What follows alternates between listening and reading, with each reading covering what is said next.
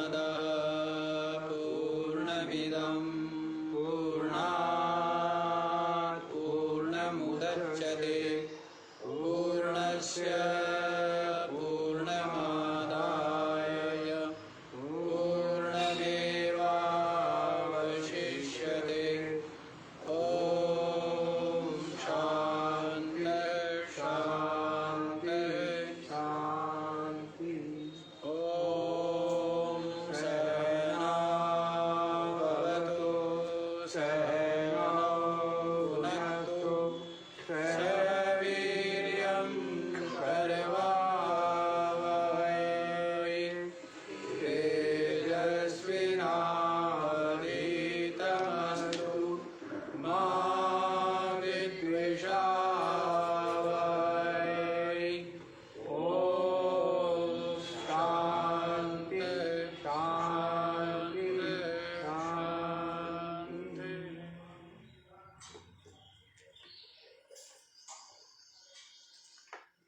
हाँ जी, तो क्या बतलाया है कल?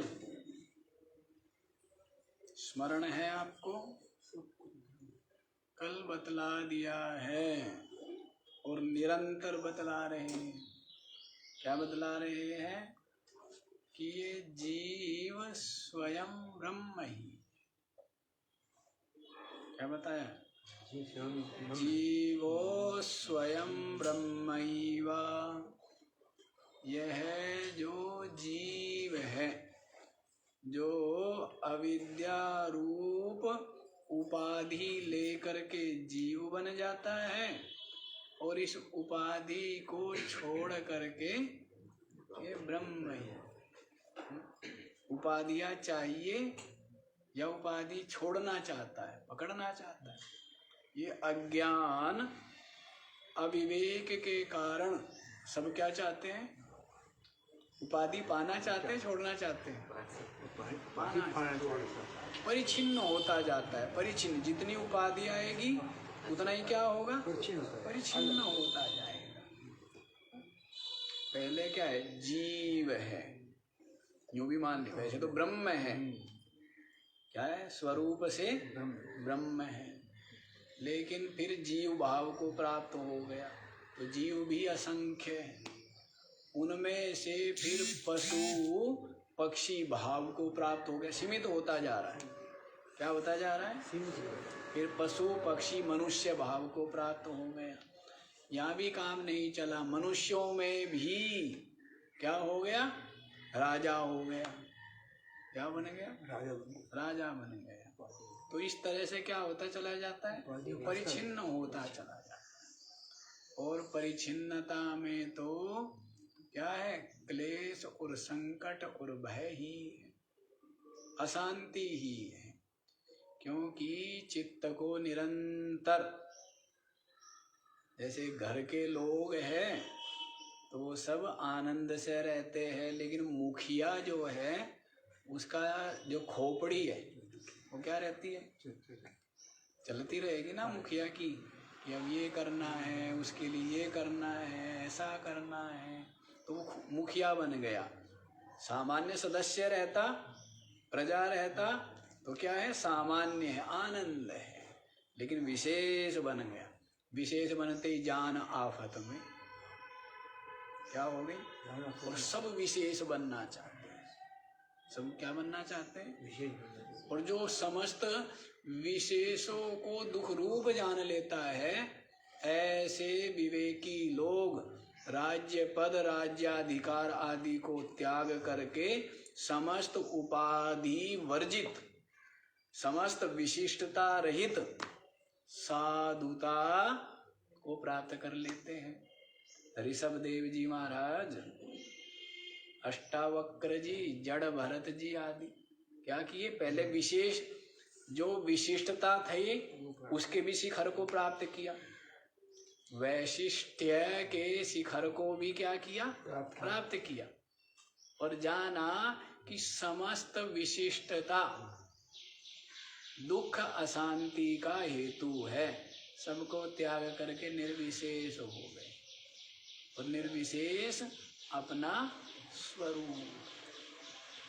अपना आपा, अपनी आत्मा है निर्विशेष। निर्दोषम ही समम ब्रह्मा तस्मात् ब्रह्मणि ते स्थितः, ऐसे करके है ना गीता जी में। निर्दोषम ही समम ब्रह्म, जो ब्रह्म है वो क्या है? निर्दोष है, उसमें कोई दोष नहीं है। और फिर समम कह दिया, सम है, उसमें किसी प्रकार का वैशिष्ट्य अवैशिष्ट्य भाव आदि नहीं है।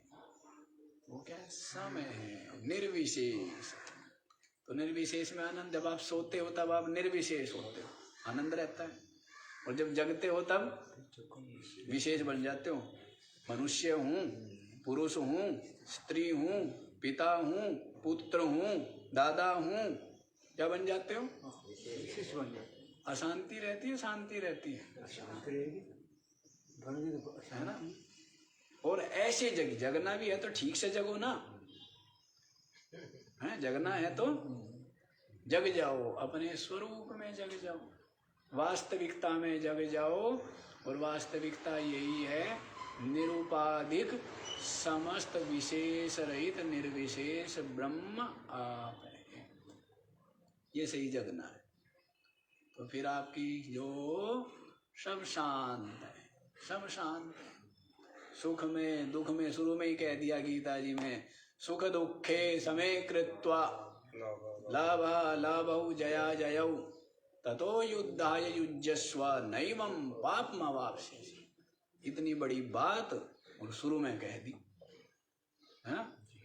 सुख दुखे समे कृत्वा, सुख दुख किसके लिए सम होगा? जो अपने को जीव शरीर आदि नहीं जाने मानेगा, जो जानेगा मैं चेतन हूँ, तो उसके लिए सुख दुख समान।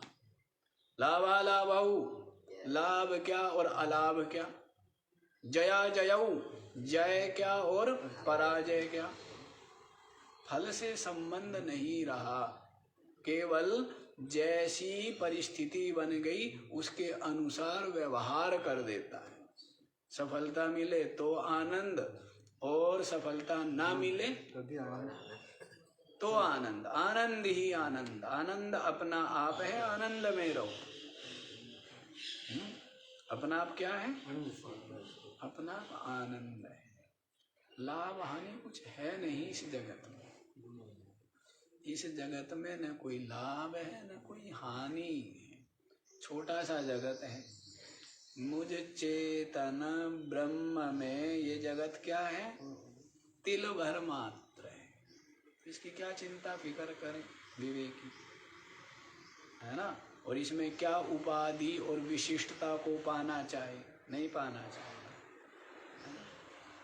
तो समस्त विशिष्टता से, उपाधि से रहित अपना आपा है, ये बतला दिया। तो उपाधियों को नहीं पकड़ना चाहिए। तो उपाधि पकड़ ली है, देह उपाधि से शरीर बन गया, अविद्या उपाधि से जीव बन गया, और सारी उपाधि को छोड़ देता है तो क्या है? ब्रह्म ही। फिर क्या है? ब्रह्म ही। समझदार व्यक्ति को कोई कहे, सारी दुनिया कहे कि आपको हम अपना राजा नियुक्त करते हैं, क्या करते हैं? वो क्या कहेगा? समझदार व्यक्ति कहेगा ना, कोई जरूरत नहीं है, कोई आवश्यकता नहीं है। तो राजा किसको बनाया जाएगा? जो मूर्ख व्यक्ति हो वही तो राजा बन सकता है। मूर्ख व्यक्ति जो होगा वो क्या बनेगा? है उसी में ही क्या मानेगा अपने आप को? अहो भाग्य है, और अपने आप को उसमें ही प्रशंसित मानेगा, आनंदित अनुभव करेगा। दुख में ही तो सुख मानती है दुनिया। हाँ, लेकिन विवेकी होगा वो कहेगा नहीं ठीक है। विवेकी क्या कहेगा? ठीक है, कोई जरूरत नहीं। समझे? चलो उपाधि छोड़ो और क्या करो? निरुपाधिक स्वरूप में जो आपका अपना वास्तविक स्वरूप है उसमें आ जाओ, विराजमान हो जाओ, निरंतर विराजमान। निरंतर किसमें विराजमान रहो? अपने निरुपाधिक निर्विशेष जो सच्चिदानंद साक्षी स्वरूप है उसमें ही विराजमान रहिए। 396 वाला श्लोक तो हो गया है। अब 397 वाला श्लोक आप लोग देखें। शवाकारं यावद् भजति मनुजस्तावदशुचिः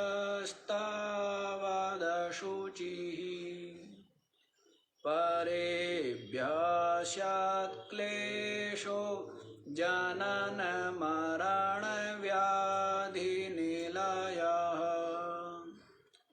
यदात्मानं शुद्धं कलयति शिवाकारमचलम् तदा तेभ्यो मुक्तो भवति तदा श्रुतिरपि शवाकारं यावद् भजति मनुजः तावद् अशुचिः परेभ्यः स्यात् क्लेशः जनन मरण व्याधि निलयः यद आत्मानं शुद्धं कलयति शिवाकारम् अचलं तदा तेभ्यः मुक्तः भवति हि तद आह श्रुतिः अपि। यावद शवाकारं भजति मनुजः, जब तक ये मनुष्य जब तक मनुष्य है, मनुष्य तो सबसे महान है। मनुष्य क्या है? मैं तो अभागा हूँ जी, मैं तो भाग्यहीन हूँ जी, मैं तो कर्मों का मारा हूँ जी, मैं तो अत्यंत पापी निकृष्ट जीव हूँ जी। इसका मनोबल ऐसा रसातल में चला गया, जबकि मनुष्य के बराबर कोई नहीं। लोक परलोक में भी कहीं भी मनुष्य के बराबर नहीं, क्योंकि ये विवेक, ये परोपकार, ये सत्संग, ये परमात्म प्राप्ति की जिज्ञासा, यत्न, चिंतन केवल मनुष्य कर सकता है। कौन कर सकता है? केवल मनुष्य के बराबर है कोई? देवता भी यदि कहीं होंगे चिढ़ते होंगे। हाँ? कही दिया है ना, देव दुर्लभम, देवों को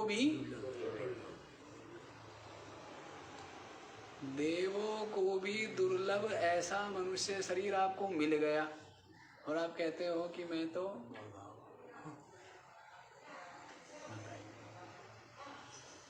देवता लोग भी आपसे ईर्ष्या करते हैं। मनुष्य शरीर पाके ही अपने मन को निर्मल कर सकता है, अपनी बुद्धि को।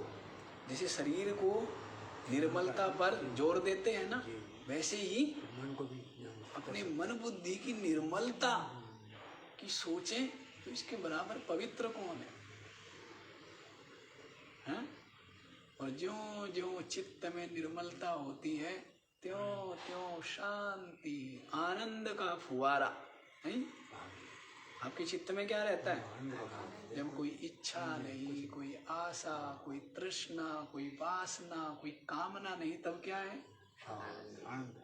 कोई आशा अपेक्षा नहीं, द्वेष ईर्ष्या नहीं, कपट नहीं, तब क्या है?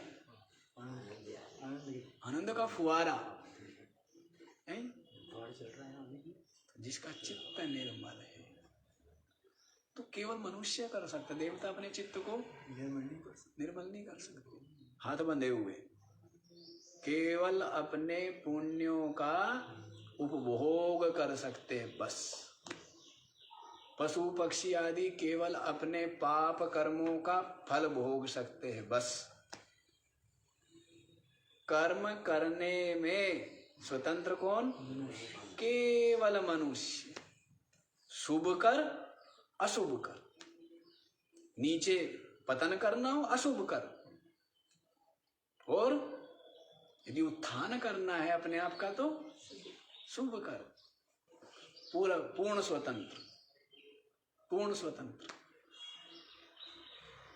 तो मनुष्य अपने मन बुद्धि चित्त को क्या कर लेता है? निर्मल बना लेता है। और इतना निर्मल बना लेता है, फिर सद्ग्रंथ, सत्संग, संत सेवा आदि के द्वारा क्या करता है?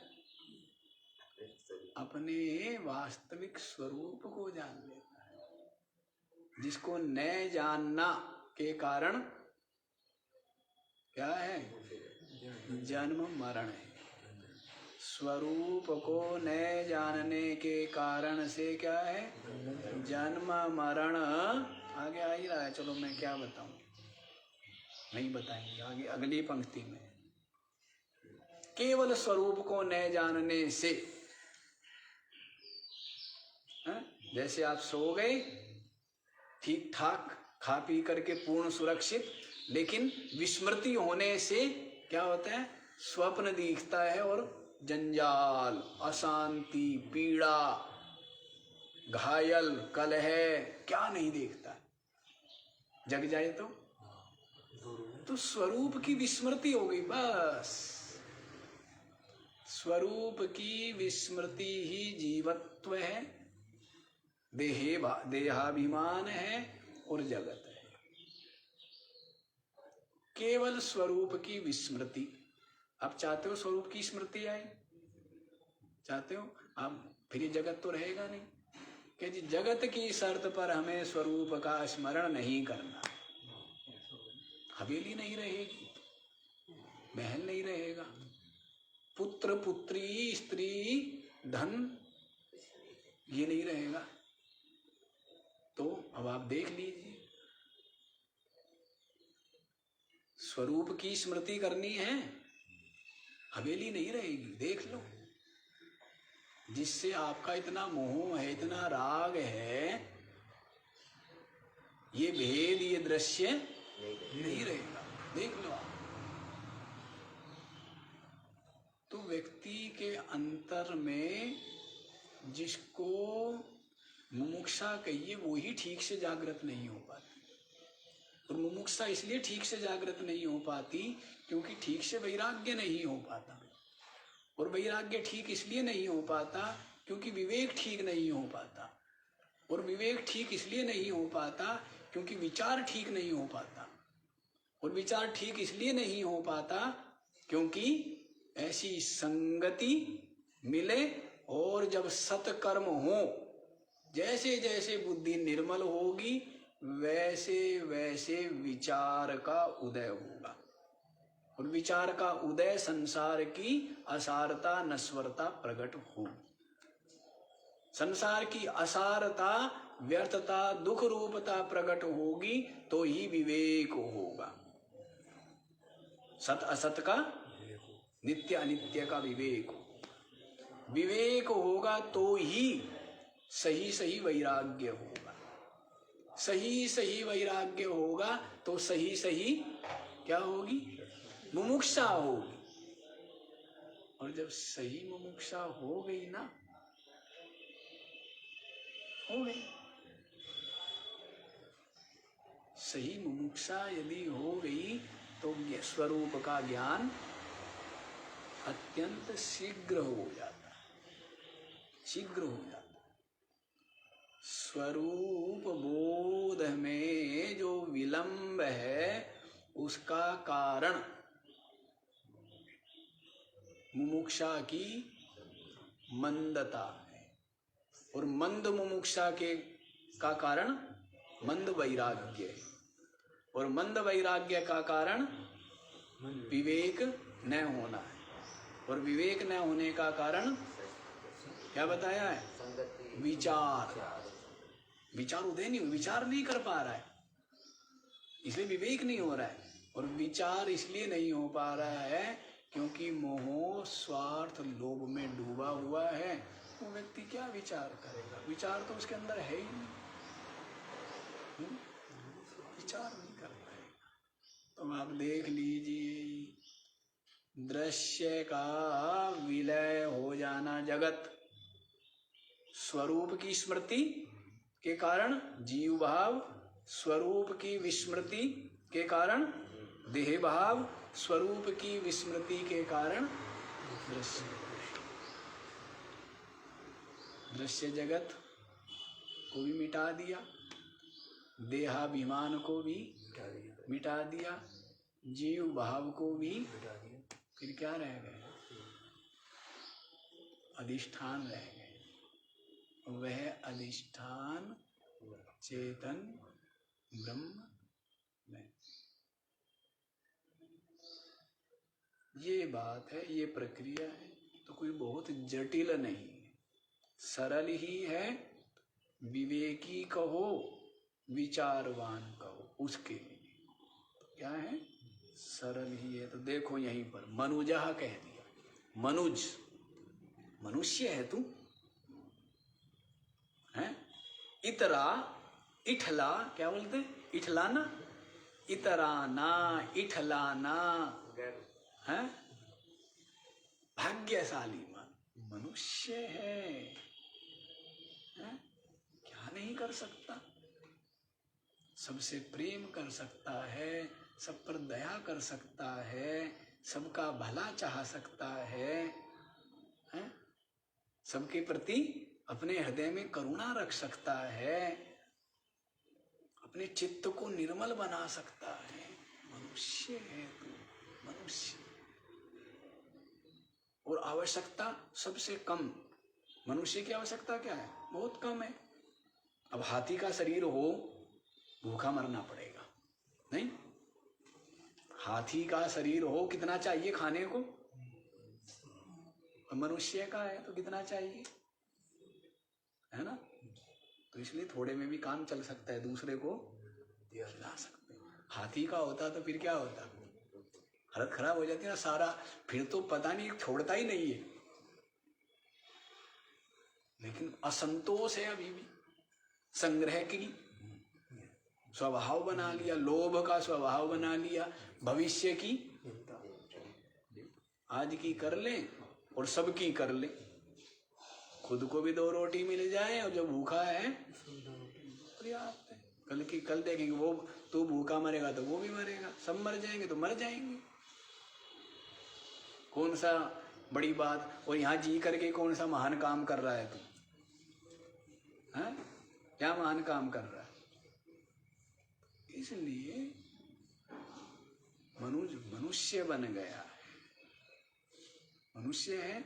बहुत सीमित आवश्यकता है हमारी, बढ़ा ली है?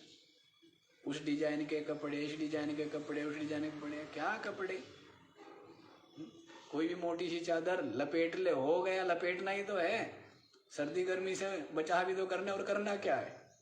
पर नहीं, उसमें भी तरह तरह के डिजाइन, इन चक्रों में फंस गया, स्वयं फंस गया। चलिए, मनुष्य, पहले क्या बोल दिया? मनुजः यावद शवाकारं भजति तावद अशुचि। जब तक मनुष्य, यावद माने जब तक, यावद शवाकारम, शवरूप ये जो शरीर है, इसको ही भजती। भजन किसका होता है? भजन सब दुनिया कर रही है। शरीर का भजन है, विषयों का भजन, वस्तुओं का भजन है, प्राणियों का भजन। मेरा बेटा है, हर समय उसमें लगा रखा है, उसमें मन लगा रखा है। किस लिए तेरा बेटा है भाई? क्या करेगा? तेरा किस लिए ये बता। मेरा मेरा करता है, तेरा किस लिए, क्या करेगा? तेरी जगह मर जाएगा, हैं? तेरी जगह उसके खाने से पेट भर जाएगा, तेरी बीमारियां भोग लेगा, हैं? या जब तू मरेगा तो साथ साथ मेरा मेरा मेरा मेरा किस लिए? सबसे सरल व्यवहार रखा जाए, सरल व्यवहार, सरल व्यवहार रखो, शिक्षा संस्कार अच्छे दो, और वो भी आग्रह नहीं होना चाहिए, अपना कर्तव्य कर। आग्रह क्यों करें? बदलना हो बदलो, नहीं बदलना 100 बार मत बदलो। वो ठेकेदारी है, उसके कर्म, उसके पाप पुण्य है। आपके समझाने से समझ जाएगा कोई? किसी के समझाने से कोई समझता है क्या? श्री कृष्ण कहते सारी दुनिया को समझाऊंगा, समझा नहीं पाए अपने पुत्र को भी। क्या कह रहे थे? मैं किस लिए आया हूं? सारी दुनिया को समझाऊंगा, धर्म की स्थापना कर दूंगा। समझा पाए? यादवों को आपस में सारे शराब वराब पी करके और आपस में लड़ करके मर गए। तो श्री कृष्ण को फिर समझ आ गया, मेरा कर्तव्य समझाना, समझना नहीं समझाना। अर्जुन को भी कह दिया, यथेच्छसि तथा कुरु, जो मेरे को कहना था मैंने कह दिया, आगे तेरी मर्जी, जो करना हो कर, युद्ध करना हो कर ले, भागना हो भाग जा, मेरे को तकलीफ नहीं है, मेरे को कोई परेशानी नहीं। हाँ, मेरे को जितना विवेक था तूने पूछा, वो भी तूने पूछा। जब तक पूछा नहीं, श्री कृष्ण, समझदार आदमी के लक्षण ये होते हैं, समझदार आदमी चुप रहता है। पूछा नहीं, श्री कृष्ण बोले क्या? भाषण दे रहा है, प्रवचन दे रहा है कौन? अर्जुन। ऊट पटांग बोल रहा है, सब कुछ गलत सलत बोल रहा है, लेकिन यही तो होते समझदार आदमी। उसके सामने कोई गलत सलत भी व्याख्या करता रहे, वो चक्कर में नहीं पड़ेगा। ठीक है, ठेकेदारी थोड़ी ही है, ठीक है। कुछ नहीं कहा श्री कृष्ण ने, जब हाथ जोड़ के चरण पकड़ लिए, आग्रह करने लगा, अब तो आप ही बताओ, धर्म सम्मूढ़ चेता यत् श्रेयः स्यात् निश्चितम् तद मे ब्रूहि। जो मेरे लिए श्रेय है, कल्याणकर है, वही आप मुझे कहिए। मैं आपका शिष्य हूं, आपकी शरण में हूं, मुझे शिक्षा दीजिए। जब इतने जोर जोर से कहा, क्या क्या कह दिया? आप ही मेरे को कल्याण कर रास्ता दिखाइए। मैं धर्म के विषय में मेरा चित्त मोहित हो गया है, समझ नहीं पा रहा है। मैं आपकी शरण में हूं, मैं आपका शिष्य हूं, आप मुझे शिक्षा दीजिए। तब श्री कृष्ण कहने लगे ठीक है। तब श्री कृष्ण ने बोलना आरंभ किया, उससे पूर्व हाँ, समझदार आदमी है, बहुत समझदार। क्या जरूरत है? क्या श्री कृष्ण को सारी दुनिया प्यारी है? श्री कृष्ण को अर्जुन प्यारा नहीं है क्या? दुर्योधन भी प्यारा है, सभी प्यारे हैं। क्या पुत्र प्यारे नहीं है? सभी प्यारे हैं। लेकिन अपना कर्तव्य कर दो, बाकी किसी को सुधारने की जिम्मेदारी नहीं। हम पहले बहुत लिया करते थे, हमने सुधारे भी बहुत। अब तो बिल्कुल भी नहीं लेते हम किसी की भी। हम तो सुधार दिया करते थे, अब सब दुनिया सुधर गई। हमें ऐसा लगता है कि सब सुधर गए। क्यों? क्योंकि हम सुधर गए। हम सुधर गए तो सारी दुनिया सुधरी हुई है। आशा नहीं करना, सब ठीक है, सब यहाँ बढ़िया चल रहा है, सब अपने अपने बुद्धि, अपने अपने कर्म का फल भोग रहे हैं, सब अच्छा चल रहा है, ठीक है। जिसको जिस तरफ जाना है वो उसी तरफ जानबूझ करके चल रहा है, तो चलने देना चाहिए।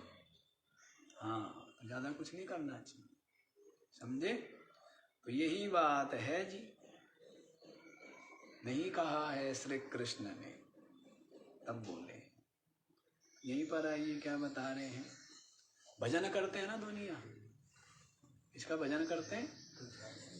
हाँ, जगत की वस्तुओं का भजन करते हैं, पुत्र पुत्री स्त्री धन आदि का भजन करते हैं, और अपने शरीर का तो सबसे ज्यादा भजन करते हैं। सबसे ज्यादा भजन किसका होता है? तो कह रहे यावद मनुजः शवाकारं भजति, जब तक मनुष्य शव रूप ये जो शरीर है इसका भजन करते हैं। चिंता चिंतन किसका? शरीर का ही भजन करता है, और शरीर के कारण ही पुत्र है, पुत्री है, स्त्री है, पुरुष है, सब किसके कारण से है?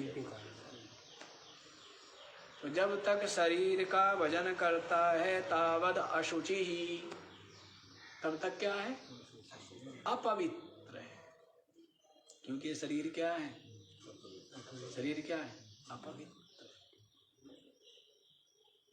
मल भंडार, मलमय कहा है ना पीछे, राख का ढेर, क्या कहा है? थोड़ी सी राख बनती है इसकी, इस शरीर की क्या बनती है? थोड़ी सी बन जाती है। बांध लेते इसकी पोटली, ला के पटक देते हरिद्वार में, है वो चला गया कभी का, क्या मुक्ति मिल जाएगी इसको। अब क्या होगी? अब मुक्ति मिलेगी। अरे मिलेगी नहीं मिलेगी वो तो गया। अब उसको अपने कर्म के अनुसार तब तक वो साल साल भर लोग रखे रखते हैं ना शायद, तो तब तक वो क्या कर रहा है? उस कलश के अंदर बैठा हुआ प्रतीक्षा कर रहा है, नहीं दरवाजे पर प्रतीक्षा कर रहा है। अरे वो अपने कर्म फल भोग के लिए अपनी वासनाओं के अनुसार कभी का जा चुका है, वो कहाँ इसकी प्रतीक्षा करेगा? ये छूटा ही तब था, ये शरीर छूटा कब था? जब इसका कर्म फल भोग पूर्ण हो गया, तब ये छूटा है। इसके छूटते ही छूट गया है, इसके छूटते ही छूट गया है, और आग लगा दी और बढ़िया काम हो गया, भस्म हो गया। उसके बाद भी तो क्या गंगा जी में डाला जाए? ये है तो सब इसलिए इनके पीछे भी विज्ञान है वैसे तो, कि सारी भूमि पर वो सब उनमें क्या होते हैं, कैल्शियम फास्फोरस हड्डियों वड्डियों में, तो वो सब क्या है जल के माध्यम से सभी जगह वो ब्रह्म हो जाए। सब ब्रह्म के लिए प्रयत्न किया जा रहा है। समुद्र में चला जाएगा, गंगा जी कहाँ जा रही है? वो परिच्छिन्नता को छोड़ के व्यापक हो रही है। वैसे ही ये जो सब राख आदि है ये सब क्या हो जाएंगे? भूमियों में सिंचन होता है ना, या खेतों में ले जाके डाल दी जाए राख तो भी ठीक है, वो सब पूर्ति हो जाएगी। कैल्शियम फास्फोरस पता नहीं क्या क्या बोलते हैं लोग, हाँ तो सब इसमें, चलो वो अलग है। यहाँ देखो क्या कहा है, तावद अशुचि शवाकारम यावद भजति तावद अशुचि। जब तक स्वरूप इस शरीर को भजता है तब तक क्या रहता है? ये अपवित्र रहता है, निरंतर अपवित्रता बनी रहती है। और जब ये जानता है, चलो आगे जब आएगा तभी बताएंगे, अपने आप को आत्मा जानता है तो पवित्र हो जाता है। आगे देखो क्या कहते हैं, परेभ्यः क्लेशः जनन मरण व्याधि निलयः स्यात्। तब तक क्या बना रहेगा? तावद अशुचि तावद जनन तावद मरण तावद व्याधि निलयः। तब तक गिन लो क्या क्या गिना दिया। अशुचि क्या रहेगा? अपवित्र रहेगा। तावद जनन, तब तक क्या होता रहेगा? जन्म होता रहेगा, जब तक अपने को क्या जानेगा? शरीर मानेगा। मरण क्या बना रहेगा? तावद मरण, मरण बना रहेगा। व्याधि क्या बनी रहेगी? निलयः, उनका आश्रय बना रहेगा। क्योंकि ये जो शरीर है, जन्म किसका? मरण किसका? व्याधिया किसमें?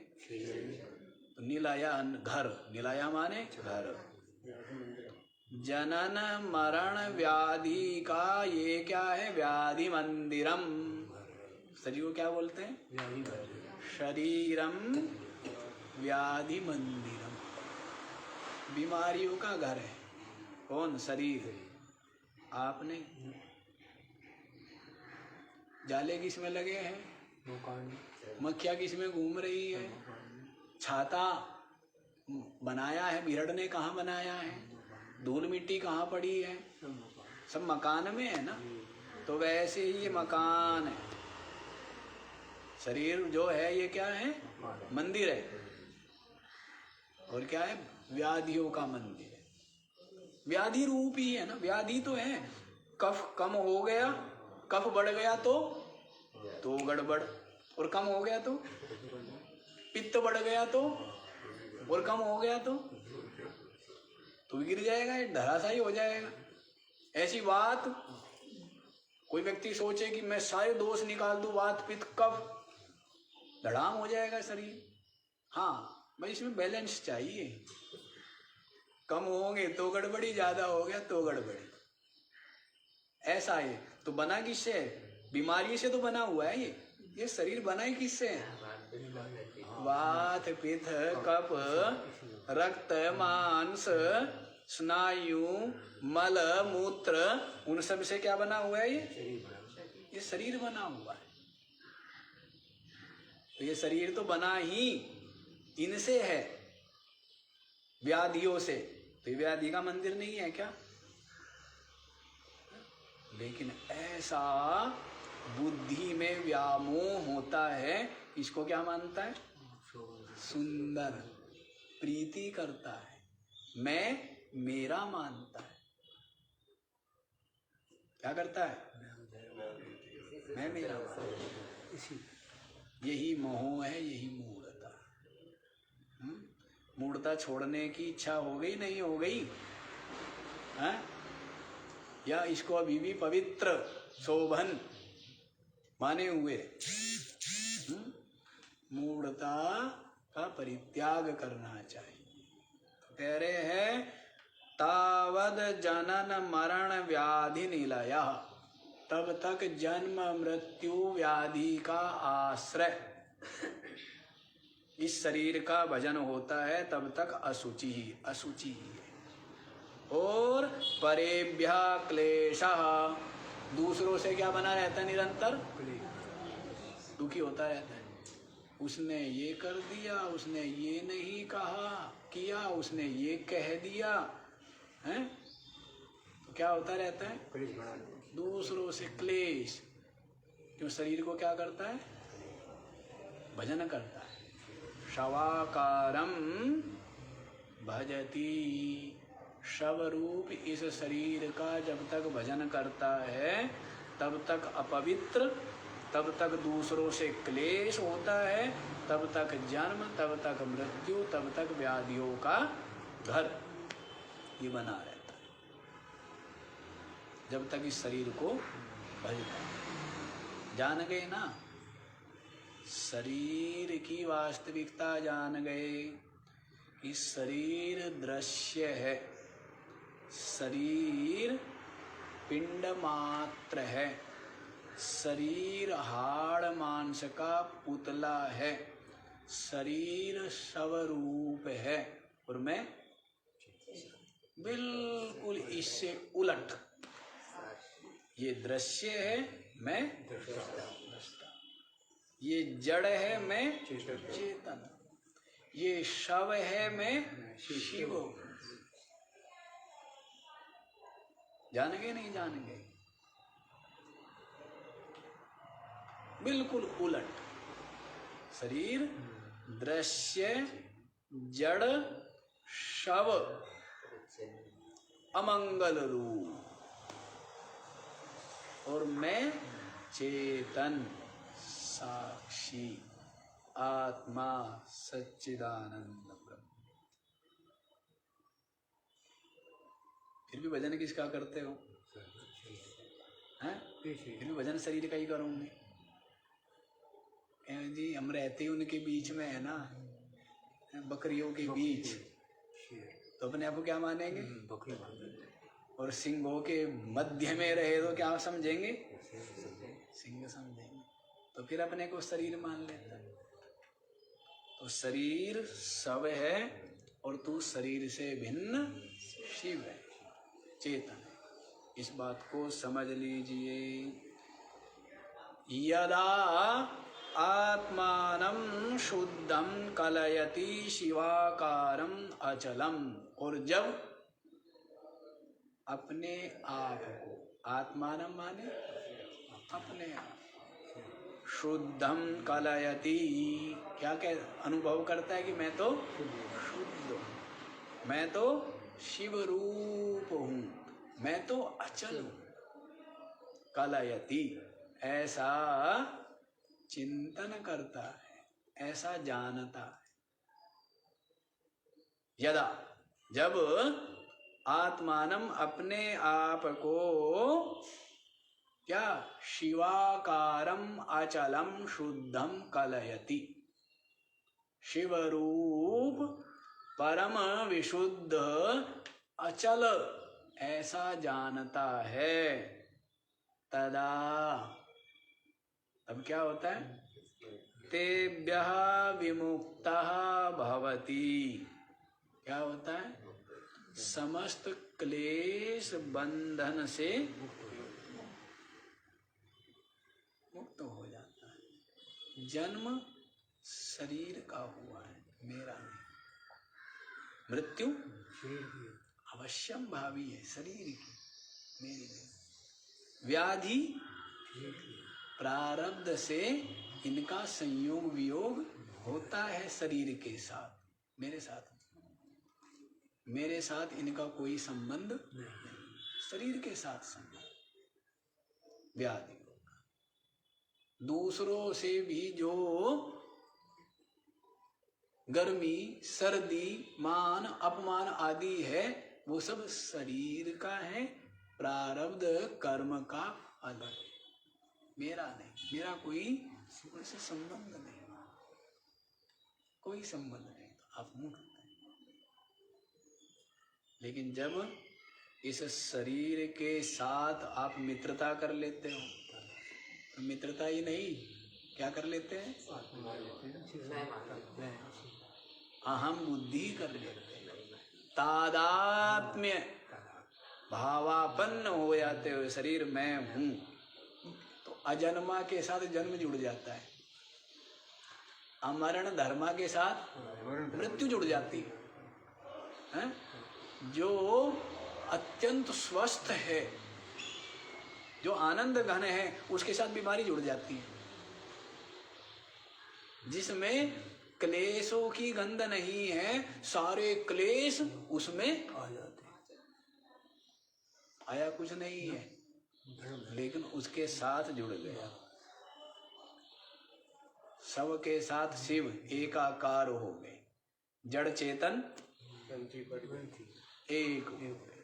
विवेक कर लो, जड़ अलग, चेतन अलग, जड़ अलग, सब अलग, शिव अलग, दृश्य अलग, दृष्टा अलग, बिल्कुल अलग। यही तो आपकी बुद्धिमानी की केवल बुद्धिमानी है, और कुछ भी नहीं। ज्ञान, विवेक क्या है? समझ है, केवल समझ है। समझ लिया, सही सही समझ लिया, और क्या है? बच्चा होता है, खिलौने को सर्वस्व मानता है, थोड़ा समझ आती है तो जानता है कि खिलौने हैं, लकड़ी के हैं, मिट्टी के हैं। वैसे ही इस दृश्य को सत्य मानता है, राग करता है, अपना पराया मानता है, इसमें सुख मानता है। लेकिन जब समझ आती है तो जानता है कि ये सब के सब आसार, दुख रूप और बंधन रूप है। इतनी समझ ही तो है कि, और वास्तविक समझ, सही समझ, केवल समझ। अपने को शरीर मानता है, ये ना समझी है। और अपने को शरीर न मानना, शरीर अलग है, मैं इंद्रिया प्राण अंतःकरण अलग है, मैं अलग। समझ ही तो है। समझ आ गई तो फिर क्या है? मुक्त ही। समझ आ गई तो? तेभ्यः तदा तेभ्यः मुक्तः भवति तद आह श्रुतिरपि। श्रुति भी ऐसा ही कहती है। श्रुति भी क्या कहती है? यही कहती है, अयम आत्मा ब्रह्मा।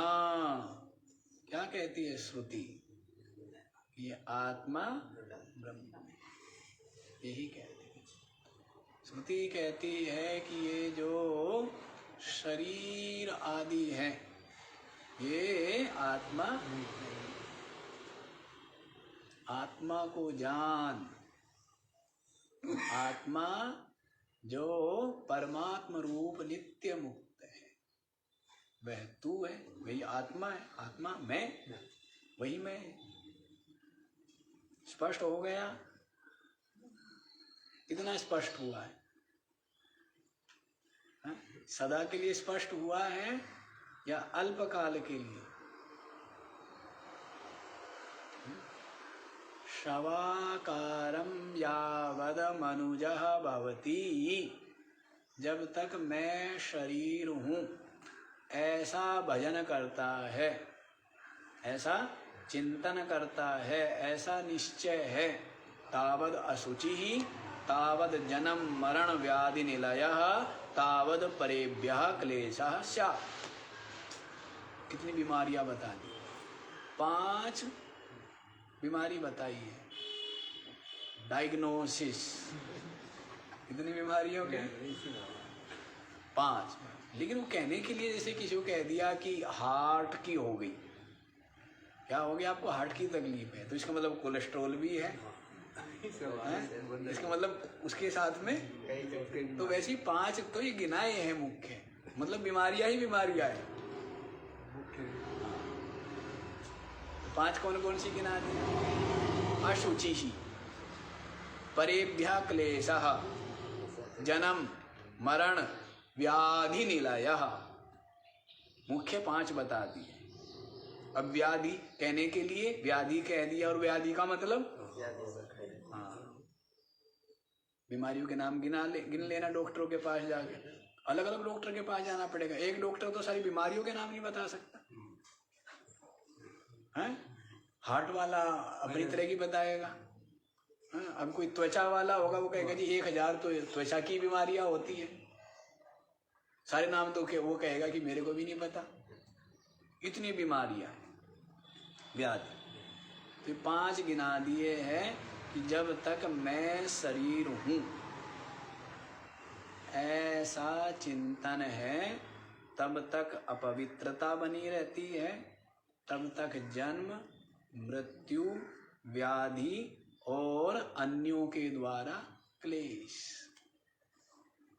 अन्यों के द्वारा क्लेश बना। जहाँ जिसके अंदर सद्गुण है ना, कितनी अच्छी बात है, उसका किया हुआ परिश्रम है। किसी के अंदर क्षमा है, किसी के अंदर उदारता है, किसी के अंदर सरलता है, किसी के अंदर सहनशीलता है, किसी के अंदर संतोष है, किसी के अंदर धैर्य है। तो ये सब क्या है? उसका किया हुआ तप है, वो संपत्ति है, वही तो धन है। और ये धन तो कोई धन नहीं है, बड़ा परिश्रम किया है उसने जिसके पास ये धन है। हम लोग बड़ा आश्चर्य किया करते थे, किसी किसी के अंदर हम देखते थे कि कितना मतलब एक उदारता हो जाते हैं। तो किसी किसी के अंदर हम देखते थे कि जैसे भोजन बना है या भंडारा है, और भंडारे का वो क्या है? इंचार्ज है, और सबने भोजन कर लिया है और बहुत सीमित भोजन रह गया है, बड़ा स्वादिष्ट बना है और वो भूखा भी है और उसने बहुत परिश्रम कर रहा है, और उसके पश्चात भी कोई आ गया और उनको हर्षपूर्वक बड़ी प्रसन्नता और बड़े आग्रह से अन्न का एक एक दाना खिला करके और स्वयं भूखा रह जाए। तो ये चीज हम देखते थे, हमें बड़ा आश्चर्य होता था कि ये क्या चीज है। जब हम छोटे थे तो हमने कई बार देखा, तो समझ नहीं आती थी, लेकिन ये बहुत चित्त की बहुत श्रेष्ठता है, बहुत बड़ा गुण है, बहुत बड़ी संपत्ति है। स्वार्थ नहीं है, अहंकार नहीं है, स्वाद का भी लोभ नहीं, भोजन का भी लोभ नहीं, शरीर का भी लोभ नहीं। तो छोटी बात है कहने के लिए, छोटा सा घटना, लेकिन बहुत बड़ी बात है। बड़ा आश्चर्य होता हमें। तो ये सद्गुण क्या है? संपत्ति है, ये धन है, ये उसका तप है। तप करके देखो ना, रामायण में आता है, जिस राज्य को फुटबॉल बना दिया, भरत नहीं चाहता, राम को नहीं चाहिए, किसी को भी नहीं चाहिए, किसी को भी। साधारण बात है। आप सोचो कितने विवेकी, कितना उनके अंदर त्याग और कितना प्रेम, कितना ऊंचा ज्ञान, नहीं बहुत ऊंचा ज्ञान है। भरत को राज्य, राम को राज्य, सीता को वैभव नहीं चाहिए। छोटी बातें हैं क्या ये बहुत बड़ी बड़ी, ये महाकाव्य इसीलिए बनाए गए हैं कि लोग क्या करें, शिक्षा ले सीखें, पर अंधों को कौन आंखें दे।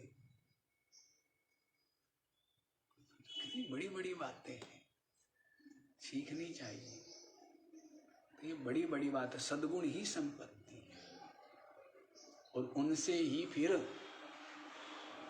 पवित्रता आकर के ज्ञान की जिज्ञासा भी, मोक्ष की इच्छा भी, और आत्मचिंतन भी तभी हो पाता है, और तभी आत्मानुभूति हो पाती है। स्वार्थी, लोभी, कामी, क्रोधी, वो क्या करेगा? मुमुक्षा होगी, आत्मचिंतन करेगा, मतलब ही नहीं। देखो स्पष्ट हो गया ये वाला।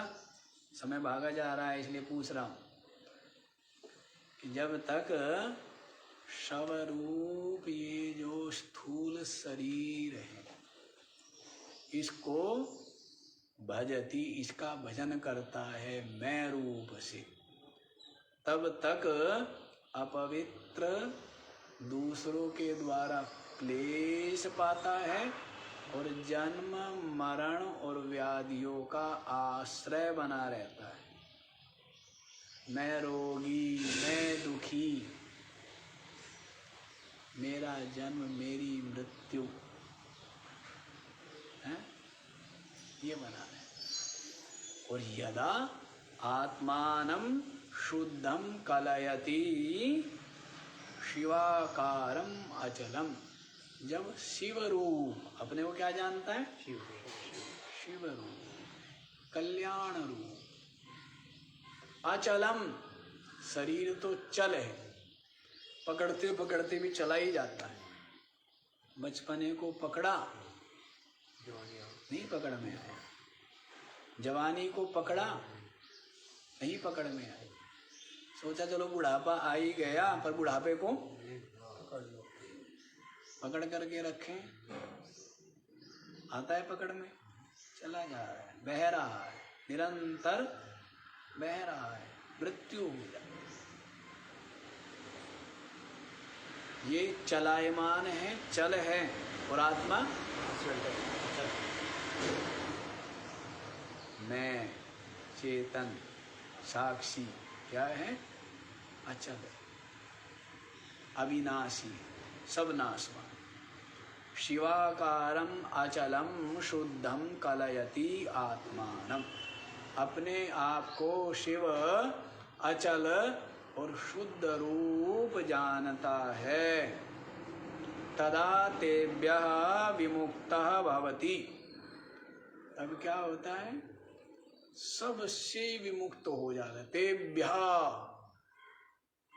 जन्म मृत्यु से, व्याधि से, दूसरों के द्वारा क्लेशों से और अपवित्रता से, सबसे क्या हो जाता है? मुक्त हो जाता है। इति श्रुतिरपि आह। श्रुति भी यही कहती है, श्रुति का भी यही कथन है कि तू बोध रूप परम विशुद्ध चेतन है, शरीर नहीं। श्रुति भी कह रही। हाँ जी। तो इस प्रकार से ये वाला जो प्रसंग है ये भी पूर्ण हो गया आपका। कौन सा प्रसंग? आत्मदृष्टि है, ये प्रसंग भी पूर्ण हो गया। अब आत्मा, अब विविध विधि के द्वारा बतला दिया, विविध प्रकार से बतला दिया है।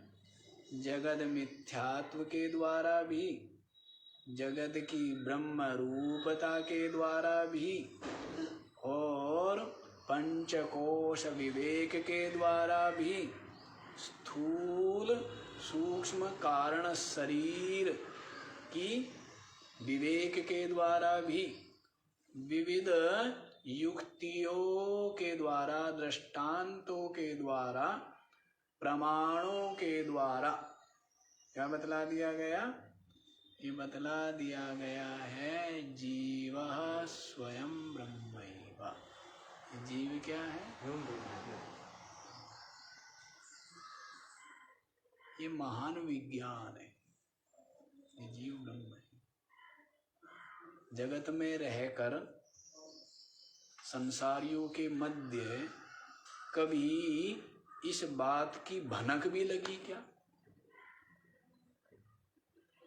कि जो ब्रह्म परमात्मा भगवान लोक परलोक में बैठा है, सब देख रहा है, मर करके जाता है, धर्मराज का दरबार सजा हुआ है, चित्रगुप्त जो है जज के नीचे जैसे बैठ जाता है कागज पत्र लेकर के, वैसे क्या कर रहा है? वो हिसाब किताब कर रहा है। और भगवान जो है वो दिव्य लोक में विराजमान है, और वहाँ पर जो है वो भगवान की लीलाएं चल रही है, और वहाँ पर भगवान के प्रेमी भक्त जन जो है नृत्य कीर्तन और इसमें आनंद ले रहे हैं, है ना? यही सुनाना, यही जाना, यही माना। लेकिन जिस भगवान को तू खोज रहा है, भगवान कहाँ है? तेरे हृदय में है, तेरे हृदय में है। वो तेरी अपनी आत्मा है और वो तू ही है। लेकिन जिसको तू मैं मानता है वो मैं ब्रह्म नहीं है।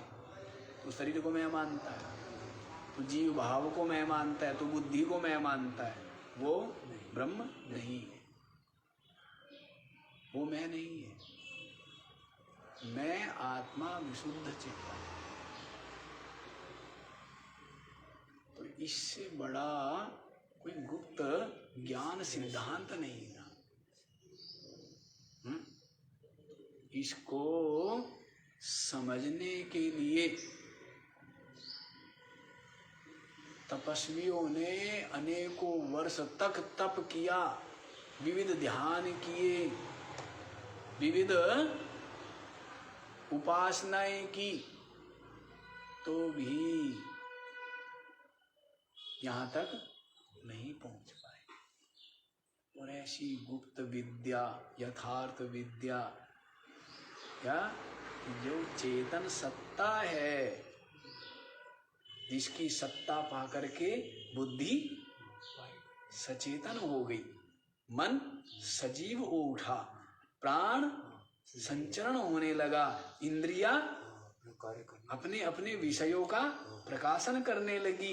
ये शरीर जो सब है ये क्या हो गया? शोभन रूप। वो परम सत्ता, वो परम सत्य, वो परम तत्व, वो परमात्मा आत्मा ही, आत्मा ही। बताइए, भगवान सारा कुछ रचा और भगवान अंदर घुस के बैठ गया, तो भगवान को दुनिया कहाँ खोज रही है? भगवान ही भगवान है। केवल क्या है? भगवान से ही बुद्धि, मन, इंद्रिया, प्राण, शरीर सब कुछ सत्ता पर। सूर्य, चंद्रमा, ये पृथ्वी, ये हवा, ये आकाश, ये सब क्या है? इसी भगवान से। बुद्धि की स्थूलता के कारण से अनुभव में नहीं आता। विचार करते जाओगे तब पाओगे कि इसी भगवान से, इस भगवान से जो भगवान बुद्धि में बैठकर वाणी के द्वारा बोल रहा है, जो भगवान बुद्धि मन में विराजमान होकर आंखों के द्वारा देख रहा, तो भगवान उसने ही सबको क्या किया हुआ है? सूर्य, चंद्रमा, पृथ्वी, लोक परलोक सबको नियम में बांधा हुआ है। तो भगवान तो तेरा अपनी आत्मा। और थोड़ा सा और समझाऊं मोटे रूप में, तो भगवान तो चेतन है, वो तू नहीं है। वो तू ही है पर वो तू नहीं है। तू नहीं है क्योंकि तू क्या मानता है? तू बुद्धि को मैं मानता है, तू शरीर को मैं मानता है। तू वो भगवान नहीं है, वो भगवान चेतन है, वो भगवान बिल्कुल भगवान अलग है और तू अलग है। इसे आसानी से समझ में आता है आदमी की, क्योंकि आप मैं का मतलब तो मैं का मतलब क्या है? बुद्धि। आपकी दौड़ कहाँ तक है? ज्यादा ज्यादा चेतन तत्व साक्षी है, वही ब्रह्म है, वही भगवान है। और इसके अलावा जो भगवान को ढूंढता फिरे उसको मन के द्वारा कल्पित भगवान मिलेंगे। क्या मिलेंगे? मन के द्वारा कल्पित भगवान मिलेंगे। ठीक है, सब कुछ मन की वासना से कल्पित है। आपका देह भी, जीवत्व भी, जगत भी, लोक भी, परलोक भी, लोक परलोक में रहने वाले भगवान भी सब कल्पित है। मेरे से महात्मा पूछने लगे कि महाराज लोक परलोक होते हैं क्या? मैंने कहा धरती है क्या, शरीर है क्या? कह जी है तो वो भी है। जिसके लिए ये नहीं है, ये स्वप्न है, ये मिथ्या है, उसके लिए जिसके लिए संसार है उसके लिए परलोक भी है, स्वर्ग भी है, नरक भी है। और वैसे ही है जैसे जैसे ये है, बिल्कुल वैसे। स्वप्न है नहीं है? स्वप्न में सुख दुख है या नहीं है? ऐसा ही है ना जैसा ये है? या इससे कुछ न्यारा है? इससे कुछ न्यारा है? ऐसे तो है नहीं कि वहां पर पुत्र से पिता का जन्म होता हो, ऐसा है? या पुत्र दाढ़ी वाला हो और पिता छोटा सा, ये मेरा पिता है पालने में घूम रहा, जो पालने में क्या कर रहा है? झूल रहा है, क्या बोलते हो? जैसा ये है वैसा स्वप्न है, जैसा ये है वैसा स्वर्ग है, जैसा ये है वैसा नरक है ना। अब देखो दो ही सिद्धांत प्रचलित होते हैं। अब हमारा तीसरा चलता है, एक तो है वाला और एक नहीं वाला, लेकिन दोनों ही अधूरे हैं। एक कहता है स्वर्ग है, दूसरा कहता है स्वर्ग नहीं है। यही है ना। एक कहेगा पर भगवान है, एक कहेगा भगवान नहीं है, लेकिन दोनों ही बातें गलत है भी और ये है सत्य बात। स्वर्ग है भी, अज्ञानियों के लिए सब कुछ है। अज्ञानी के लिए जैसे ये शरीर है, जैसे परिवार है, जैसे धरती सूरज चंद्रमा है, वैसे ही परलोक स्वर्ग आदि भी है। ज्ञानी के लिए ये नहीं है तो ज्ञानी के लिए है क्या? सब क्या है? मिथ्या। सब क्या है? स्वप्न। सब क्या? कल्पित। एक अद्वितीय ब्रह्म, तो उसके लिए लोक परलोक ईश्वर भगवान है। अब आप सोचो ये सब उत्तर आप तो सहजता से सुनते हो, और इन उत्तरों के लिए मैंने पता नहीं कितने कितने महीने दिन रात चिंतन करता हूँ। क्योंकि मेरे साथ तो समस्या है ना कि है वाले है कह के एक तरफ हो गए, ना नहीं है वो कह के एक तरफ हो गए। बुद्ध ने कह दिया, महावीर ने कह दिया नहीं होता है, और बाकी व्यास जी और वशिष्ठ जी या और वो कहते हैं। अब समस्या हम लोगों के सामने कि उनकी माने या उनकी माने, कम कोई नहीं। ये समस्या है। सही उत्तर ये है, संसार जिनके लिए है उनके लिए परलोक भी है, जिनके लिए जगत नहीं है उनके लिए परलोक भी नहीं है। उनके लिए तो एक अद्वितीय ब्रह्म चिन्ह मात्र सत्ता रूप।